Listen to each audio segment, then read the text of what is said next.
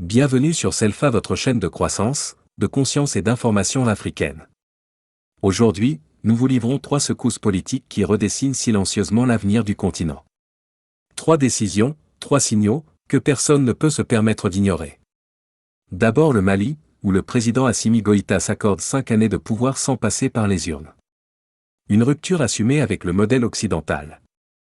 Transition ou trahison démocratique. Et si la stabilité valait mieux que des élections? Ensuite, la RDC et le Rwanda, qui signent un accord de paix historique, aux États-Unis. Pourquoi Washington? Que cache ce traité discret? Et à qui profite réellement cette paix fragile? Et puis, un scandale diplomatique méconnu, les États-Unis auraient proposé à plusieurs pays africains d'accueillir des migrants expulsés du Venezuela. Oui, vous avez bien entendu. L'Afrique transformée en zone de transit pour les crises des autres. Est-ce acceptable? Restez avec nous jusqu'à la fin, car derrière ces actualités se cachent des choix de civilisation. L'Afrique va-t-elle écrire son histoire, ou la laisser écrire par d'autres? Préparez-vous. Voici votre dose d'actualité lucide, libre et enracinée.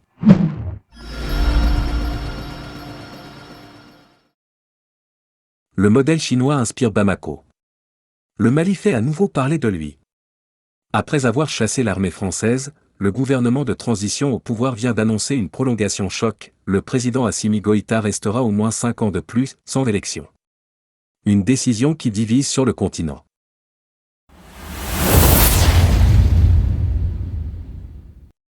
La nouvelle charte adoptée par le Parlement, tout membre nommé par le gouvernement de transition, donne à Goïta un mandat de 5 ans renouvelable.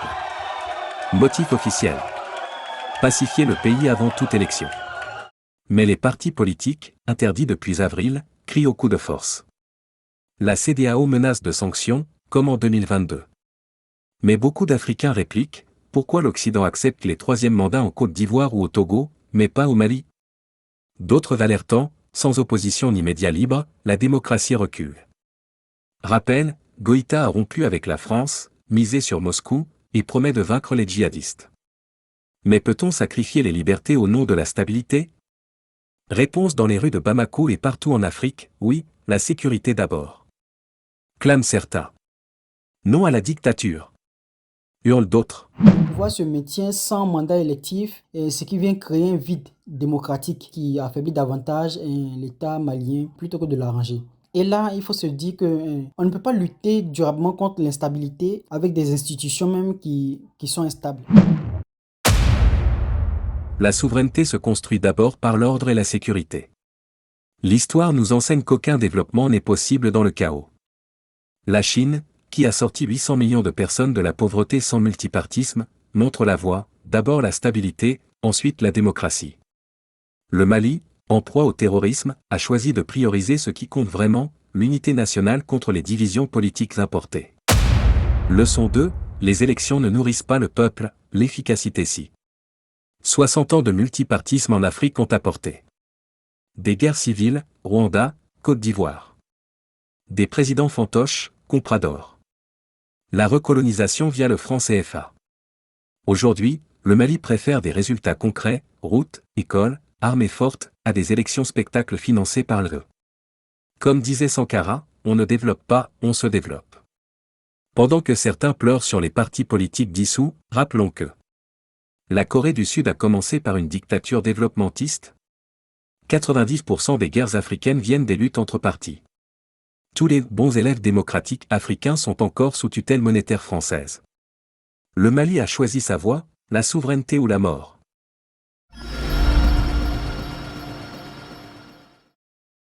Que cache l'accord RDC-Rwanda signé à Washington?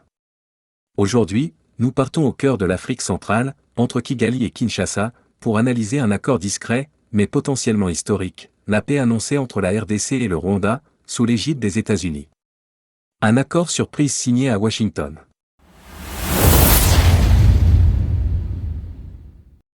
Le 27 juin 2025, à Washington, les représentants de la République démocratique du Congo et du Rwanda ont signé un accord visant à mettre fin aux hostilités dans l'Est congolais. Ce document prévoit notamment le retrait progressif des troupes rwandaises de la région du Nord Kivu, la démobilisation du groupe armé M23 et l'ouverture d'un dialogue régional permanent sous médiation américaine.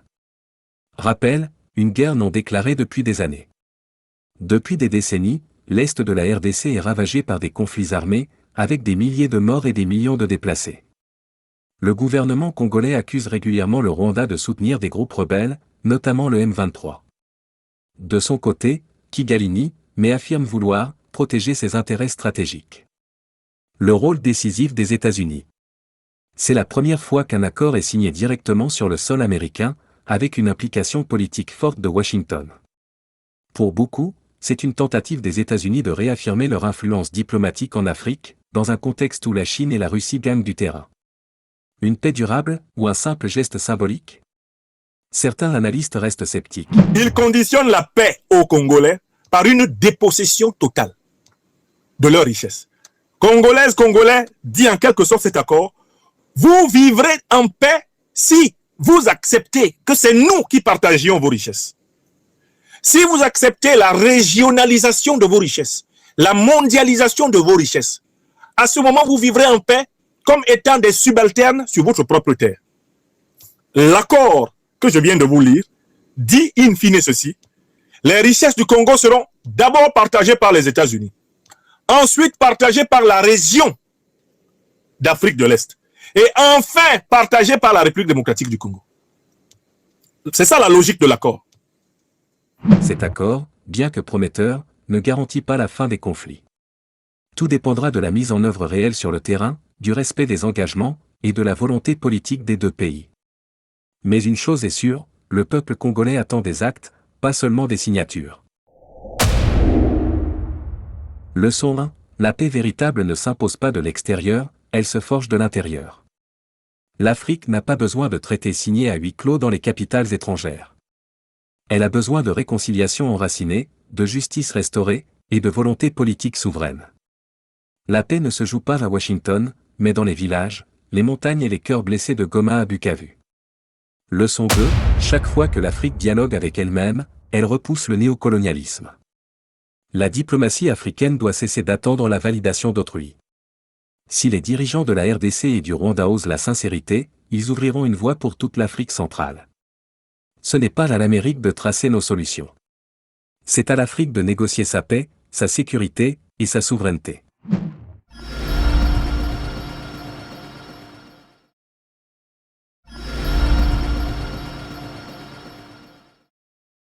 L'Afrique doit-elle accueillir les migrants du Venezuela?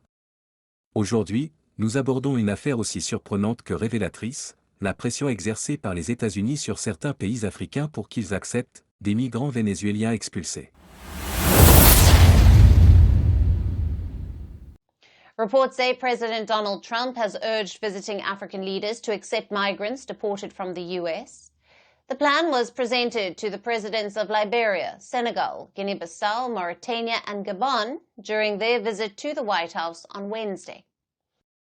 Le contexte, crise migratoire en Amérique. Ces derniers mois, les États-Unis ont intensifié leurs expulsions de migrants illégaux en provenance du Venezuela. Mais voici ce qui a surpris, selon plusieurs sources diplomatiques, Washington aurait proposé à des pays africains, notamment le Nigeria, le Sénégal et le Gabon, d'accueillir une partie de ces migrants expulsés. En échange, ces pays recevraient des compensations financières, des aides au développement, voire des accords bilatéraux. Nigérian, la réponse du Nigeria, ferme et claire. Le ministre nigérian des Affaires étrangères, Youssouf Tugar, a immédiatement rejeté l'idée. Il a déclaré que le Nigeria ne servira pas de décharge migratoire pour les problèmes d'autres continents. Venezuelans to be deported from the US, some straight out of prison. It will be difficult for a country like Nigeria to accept Venezuelan prisoners into Nigeria. We have, in the famous words of, I don't know if you know the US rap group called Public Enemy. If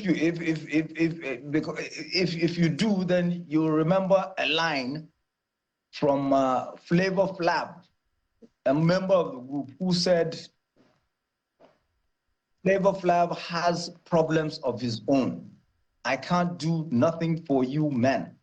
We have enough problems of our own. We cannot accept Venezuelan deportees to Nigeria. for crying out loud. We already have 230 million people. Un message fort, qui reflète un sentiment de plus en plus partagé à travers l'Afrique, celui du respect mutuel et de la souveraineté. Une tentative de dumping migratoire?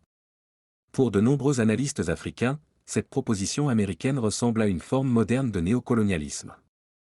Plutôt que de gérer leur crise à la source, certaines grandes puissances tenteraient de sous-traiter leur fardeau migratoire à des pays du Sud, sans se soucier des conséquences sociales ou politiques.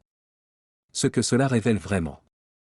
Cette affaire soulève une question profonde: l'Afrique est-elle encore perçue comme un partenaire égal, ou simplement comme une variable d'ajustement pour les intérêts des puissants? Accepter de tels accords, c'est aussi accepter de détourner son attention des vrais problèmes africains pour gérer ceux des autres. Leçon 1. L'Afrique n'est pas une terre d'appoint. C'est un continent souverain. L'urgence des autres ne doit jamais devenir la norme chez nous. Nos priorités doivent naître de notre réalité, pas des injonctions étrangères. Le développement véritable commence lorsque nous disons « non, ce n'est pas notre combat ». Notre combat, c'est pour notre peuple, nos terres, notre avenir. Leçon 2. L'indépendance ne se quémande pas, elle s'exerce.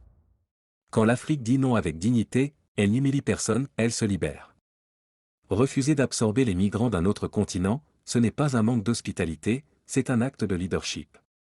Le Nigeria l'a compris. L'AES l'incarne. L'heure est venue d'assumer que nous seuls savons ce qui est bon pour nous.